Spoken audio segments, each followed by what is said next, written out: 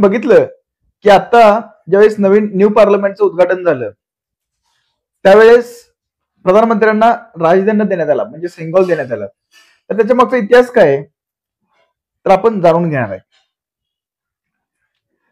सेंगॉल हा जो विषय आहे तो चोळ घराण्याशी निगडीत आहे. त्यावेळेस एखाद्या राजाकडून दुसऱ्या राजाला जर हस्तांतरित करायची असेल सत्ता तर राजदंड दिला जायचा, जो आपण या फोटोमध्ये बघतोय. त्याच्यामध्ये नंदी वगैरे आहे, अशा पद्धतीने ते राजदंड आहे.